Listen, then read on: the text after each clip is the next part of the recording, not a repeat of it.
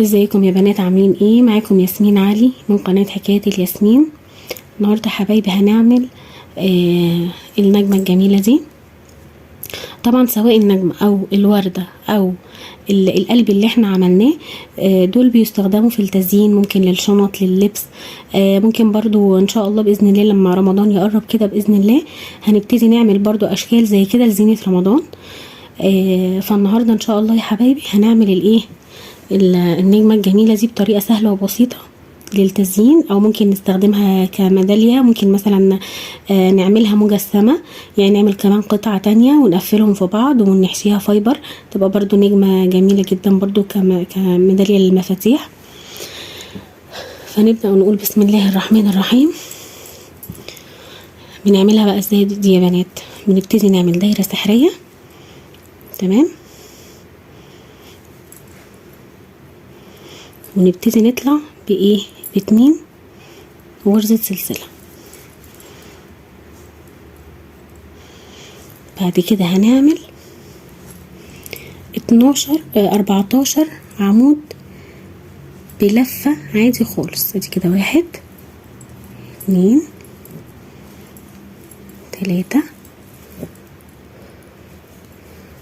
4 5 6 7 8 9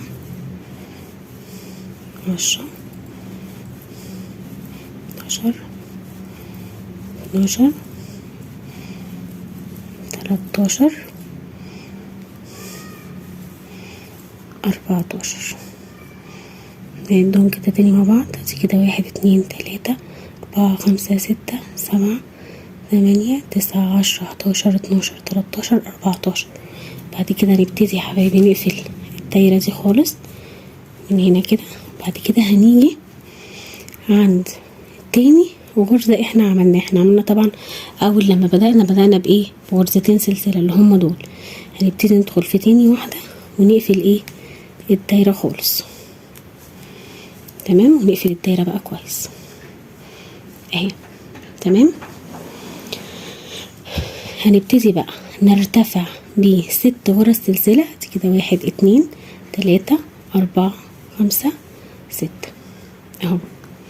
هنبتدي هنسيب الغرزة الاولانية والتانية وندخل في التالتة ونعمل غرزة حشو عادية خالص، تمام. بعد كده ندخل في الغرزة التانية هنعمل غرزة عمود ايه؟ اللي هي نص عمود، تمام. بعد كده ندخل في تالت واحدة نعمل غرزة عمود بلفة. بعد كده اخر غرزة خالص هنعمل عمود بلفتين، تمام، بحيث انه يبقى اول واحدة تبقى غرزة حشو، تانية نص عمود، تالتة عمود، الرابعة ايه؟ عمود بلفة، تمام. بعد كده هنبتدي نقفل ازاي بقى عشان نعمل اول جزء من النجمة؟ هنبتدي نسيب ادي غرزة، ادي 2، وندخل في تالت غرزة في الدايرة اللي احنا عملناها ونقفل بغرزة ايه؟ منزلقة. يبقى ده كده اول جزء معانا تكون من النجمة. هنعملها تاني، هنرتفع سلسلة 2 3 4 5 6. هنفوت اول غرزة اللي احنا فيها والتانية وندخل في الايه؟ في تالت غرزة هنعمل غرزة حشو عادية خالص. بعد كده نكبر بالغرز شوية نعمل غرزة ايه؟ نص عمود. بعد كده الغرزة الاطول شوية اللي هي غرزة العمود، تمام. بعد كده الاطول شوية اللي هي ايه؟ العمود. يعتبر العمود بلفتين لان العمود اصلا بيبقى بلفة،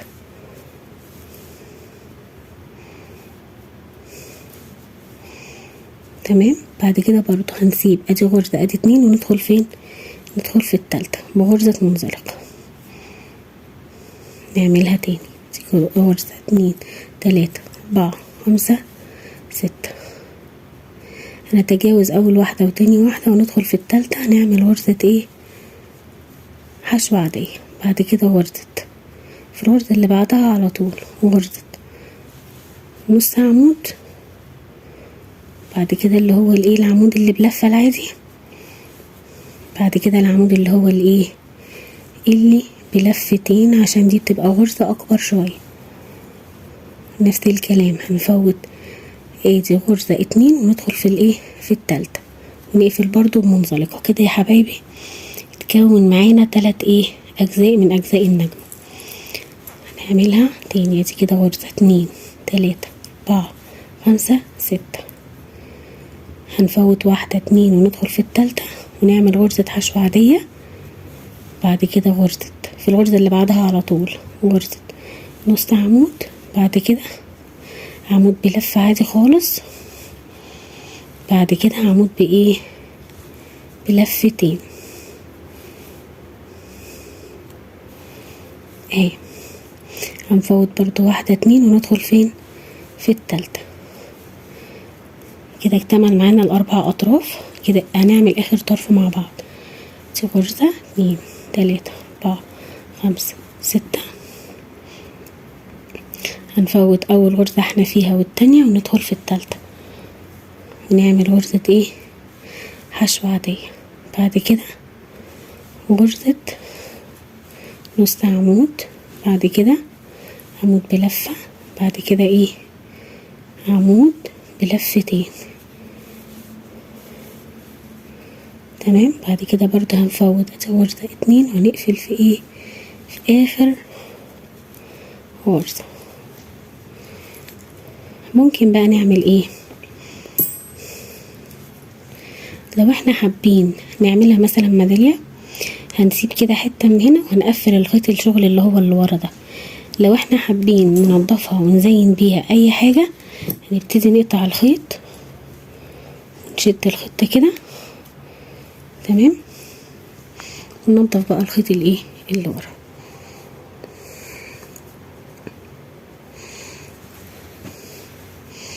يا بنات